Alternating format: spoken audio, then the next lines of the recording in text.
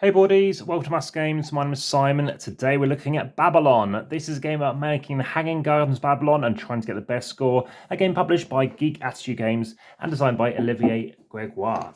This is a game for 2 to 4 players. It says it takes about 40 to 60 minutes to play, and that is fairly accurate. So everyone's going to take a colour of their choice. Players white, yellow, blue, or red. It doesn't make any difference. I'll just pick blue for the time being. I'm going to grab these tokens, grab them random, and then be placing them face down. These are round markers. You're going to be taking a certain amount of turns, and it's going to be dependent on the amount of rounds that you're playing, and the amount of rounds you're playing will depend on the players. So you're going to play 14 rounds with 2 players, you'll play 12 rounds with 3 players, and if you're playing as a 4, you're playing 10 rounds.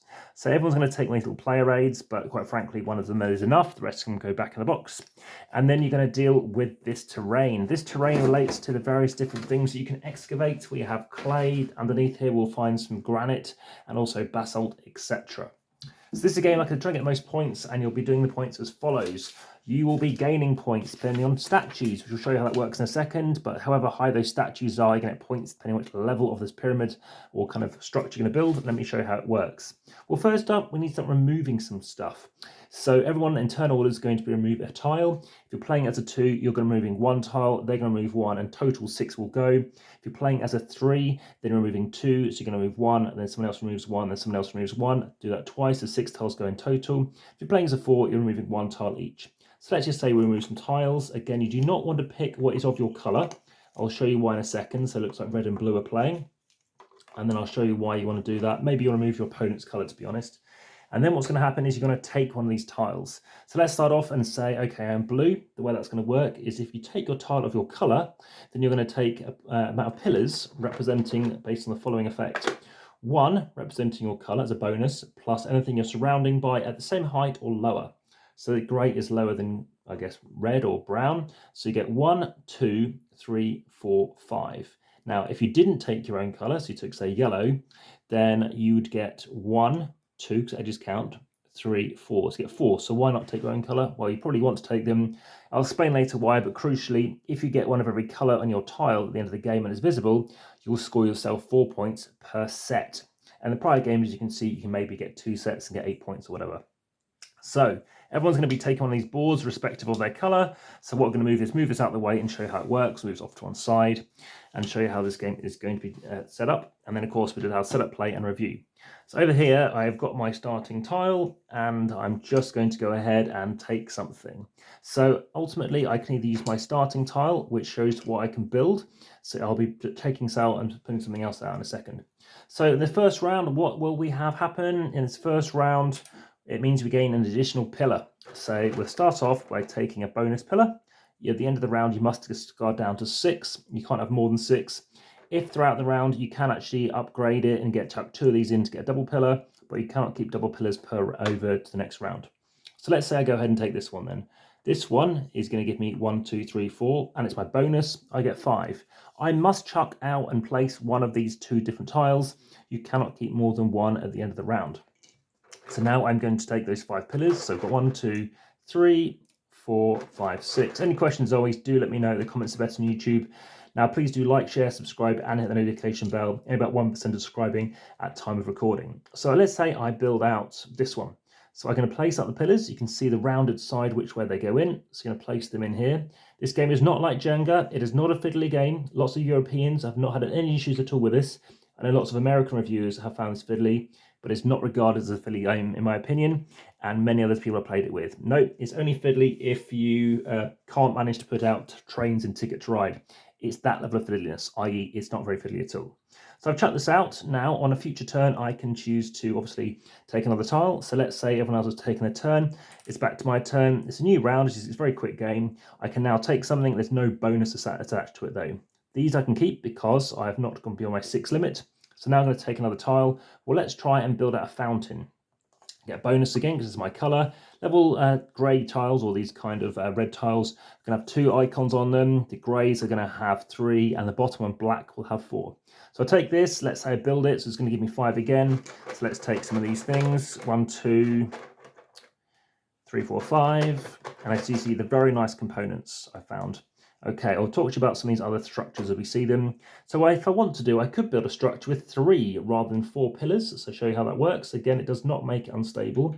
If at any time you do happen to accidentally knock your tower or whatever you've built, you can rebuild it, there's no penalty. So now I've built this. Now what this means is I can place out a fountain because I've got matching things next to each other. At the end of the game, I'll get myself 3 points per fountain per level. So it doesn't matter how many I have. I can have lots on the low level, I can have lots on a high level, but it's going to be scored as follows. 3 points per level that you're at. So that's a level 1 level, but higher up it'll be level 2, so it'll be 3 times 2 because I'm on level 2. I'll show how that works in a second. Bridges are similar. You can choose to get 3 points per level. Over here you've got stairs, so if you've got one level 2 and one level 1, I'll show how that works in a second, you'll get yourself 3 points, but again you could have one on level 2 and level 3, so that's worth 5 points. Statues we'll see as well in a second. You get 1 point per level. You also get 4 points for every set you have of those 4 different structures above. And you also have 4 points per the colours I've shown you already, and 1 point for any, I think they're called like hanging ornament, which I'll show you how that works in a second. A viewing platform. And lastly, 2 points or 2 times the highest level you reach. So let's crack on and let's do the next level. So we've now got this one. Now, remember, I did build out something with only 3 pillars, not 4, which means I get a viewing platform. This is good in some respects. It means I can build above it. No, I cannot build above this piece. Hence, it's a viewing platform. I won't technically be stable, but it's fine. And it means I'll get myself 1 point at the end of the game if, viewing downwards at the end of the game, it is visible. You do want to be covering up stuff because the high level is generally better. The downside, of course, is you may be having to cover other stuff up.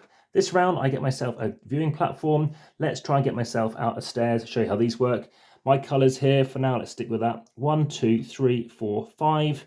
So I get my bonus colour, and let's just plonk this out here, which shows you how statues work. We want to have a high pillar going on here, so we're going to get 5. Do you know what? I'm just going to take this initially. 1, 2, and chuck those in. 3, and there we go. We've got a spare one, because that gets a total of 5. Now these are going to go out. So do check out the images over on Instagram, TikTok, X, Threads, etc. And of course, check out the podcast, as well as the various playlists, such as the AmassGames playlist, etc. I am standing up, so it will be a bit difficult for me to do this. But here we go. I'm going to place this out here now. You can see, literally drop it on. It's fine. And now I've got this beautiful looking staircase. Hopefully you can see that quite well. And like I said, the images are a really good way of discovering this. I've now got myself out of staircase, and now I'm going to get myself points. So it's on level 1, this is on level 2, it's going to be worth 3 points. I might try and tilt the camera down at the beginning or at the end, but at the minute, I just want to show you how it works. So I've managed to benefit from this, and of course now I'll also get myself out my first statue. Statues, remember, are points equal to the height that they're at. So in this case, I get 1 point per level, so I get 2 points going on here presently because it's a higher level. Anytime I bring out a tile, let's show you how that works, reveal the next one. This time, any of the icons can be anything else. You cannot use a blank though to represent that. So let's say for now, I bring out another tile. I'm going to bring out, I could bring out this one. I won't get as many options. Let's try and diversify maps, perhaps. Bring out this one. So it's 1, 2, 3, 4, and that's only 4, not 5, because it's not my color. Bring this out and place this out. If I'm speaking too fast, but I'm going to slow it down. And of course, you can always rewatch it too. So I'm going to bring this out. It could be any old place. It doesn't have to be next to it. So let's just bring it out here. 1, 2, 3, 4. I'm just going to keep those 2 for the time being there.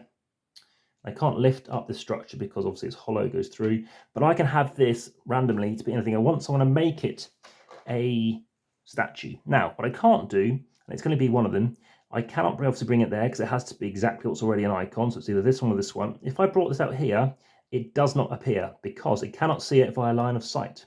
But in a future turn, if I manage to build like a statue here and a statue here, and I for some reason have a statue here, then it, or a symbol at least, it will then ignite and can be visible. So remember, this is on a lower level. And again, you're going to go again, send around 4. Once everyone else has taken a turn, you're going to get 1 fewer pillar. So let's look at what I want to get. What else? I've got a fountain going on here. Let's take this one. 1, 2, 3, 4, because I've got the edge counts, remember. I get 4, and minus 1 is 3, so I take 3 pillars, spend the 4th one, and means I've spent those. So that means this is going to go at here. And the reason for doing this is to be orientated where I want, is to try and get myself out another fountain. As you can see, spending, if you're doing this as a 2-player game, 14 tiles makes your pyramid or your tile structure quite high. or potentially quite high because you're playing with more tiles. But you might want to stop your opponents from either getting their colour or something else you might see them getting. And let's talk about the review next.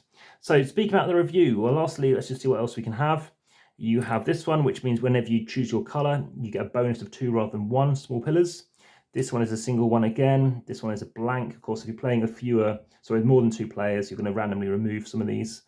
This one's -1 again. This one is the one we've already seen. I'm pretty sure this must be the +1, which basically means whenever you see a blank, it can be anything you like. So blank as opposed to swapping out already an icon. And again, we've seen that one again. So what do I think of the game? Well, I will say it's fiddly, but I won't say it's particularly fiddly compared to knocking a wheel in the likes of using the rondelle in Canal, for example. So yeah, knocking this, you might see a short I'm going to put out when people actually are deliberately moving this around. As you can see, it's not really knocking. Yes, I've put on something underneath the grain from the wood, but it is fairly straight, you know, I'm only wobbling it there, and it's not falling across. These people, I don't know if they're just the fingers aren't very good at this or what, but like I said, if you can play Ticket Ride, if you can place out trains, it's the same. There's no difference there. This is not Jenga, this is not Rhino Hero, anything like this. Beautiful pieces. Scoring is close. Again, you're looking at it thinking, no, I want to go higher now. I want to get myself, you know, perhaps some more statues. Maybe I want to go somewhere else. It's a spatial game. You want to think maybe about trying to place a bridge. Let me show you how bridge works. Imagine at some point I brought this one out, and imagine, let's just do it, bring out some of these pieces here. What you can't do is stack multiple single pieces, pillars together, or a double and a single. You've got to keep building. So imagine, well, that's enough. Then you can choose to bring out this, and then you are going to place out your bridge. So there we go, and now you're going to get 3 points per height of the bridges, and you've got 1 high there. So I'm now going to just dislodge this camera a second. So yes, rating is 7 out of 10. I think it's very good. I think there's lots to enjoy. Like I said, it's a filler. It's got a long filler kind of game to play. Very enjoyable, beautiful, I said, to look at. Really nice components. I recommend you check it out. Like I said, it does look fantastic. And yes, like I said, you can choose where to build next. You've obviously got this bridge, which in a minute can't go anywhere because it's got to have a gap. And of course, every tile is space of 2 by 2. So that's kind of useless. But then you're going to start thinking about that. You've got this viewing platform, so you might think that's hindering you somewhere, but you could somehow build upwards somewhere else. You could build another, 2 high thing here. And then, of course, you could bring it across this way. And, of course, you start off with a great option as well in terms of what you can use. So lots of variety, like I said, lovely pieces, plenty of pieces. You're never going to run out of these. I haven't shown you the bottom level, so quite easy to pick out. Got this gap, got this one here too. And as in when you get to the bottom, if you take this tile, you get a tile here as well, so a pillar from here. So you take this piece, then you'll get yourself 1 pillar from hitting the bottom, just like you hit the edges. But this will not give you the bonuses because you've kind of dug too quickly. So that's quite a nice penalty going on there. As you can see, though, you have made the more options, getting out 4 rather than 3 or 2.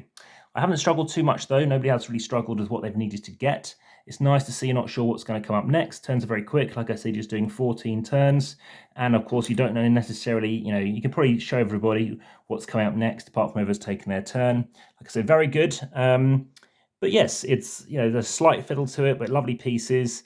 Could it be slightly bigger? Potentially. As for the insert, everything fits in well, but this is larger than the plastic piece that it goes into. So I'm not quite sure why they made it the shape that it is, but as you can see, you just need to rest it on top. But no, I hope you found this one of interest. Enjoy the game. That has been Babylon. Thanks very much for now. Back to the table.